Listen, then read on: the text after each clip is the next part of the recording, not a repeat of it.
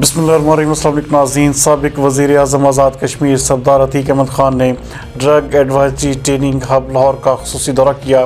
ہمارے نمائندہ خصوصی احمد بلوچ کے مطابق اس موقع پر تعلیمی اداروں میں منشیات کے بڑھتے ہوئے رجحان، سڑکوں، باغوں، پارکوں میں پڑے بے گھر منشیات کے عادی افراد اور علاج معالجہ کی سہولتوں پر تبادلہ خیال کیا گیا، جبکہ کنسلٹنٹ انسداد منشیات مہم سید ذوالفقار حسین نے اس موقع پر بریفنگ بھی دی۔ اس ملاقات میں سید محسن ذوالفقار، ڈاکٹر شعیب عدیل راشد، سائمہ شہزاد، ڈاکٹر اکرام سمیت دیگر بھی موجود تھے۔ اس موقع پر بات کرتے ہوئے سردار عتیق احمد خان کا کہنا تھا کہ مجھے ڈرگ ایڈوائزری ٹریننگ ہب کا کام دیکھ کر انتہائی خوشی ہوئی ہے۔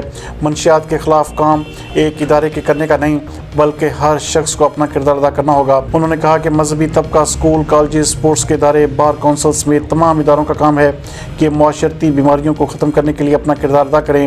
ان کا مزید کہنا تھا کہ ہمارے ہاں کئی طرح کی خرابیاں ہیں، بدقسمتی سے ان خرابیوں کا علاج نہیں ہو رہا بلکہ یہ پروان چڑھ رہی ہیں۔ ان کا مزید کہنا تھا کہ منشیات ایک خرابی ہے، رشوت، بد نظمی اور نااہلی ایک ناسور ہے جو مل کر سوسائٹی کو خراب کرتے ہیں۔ قائد اعظم اپنی ساری زندگی وقت کی پابندی کرتے رہے، ہماری سیاست میں اگر کوئی تاخیر نہ کرے تو بڑا آدمی نہیں کہلاتا۔ انہوں نے کہا کہ منشیات کے حوالے سے ہم اقدامات اپنے منشور میں شامل کریں گے، جبکہ کنسلٹنٹ انسداد منشیات مہم کا کہنا تھا کہ منشیات کا مسئلہ انتہائی اہم ہے، تمام سیاسی جماعتوں کو اپنے منشور میں منشیات کے خلاف آواز اٹھانی چاہیے۔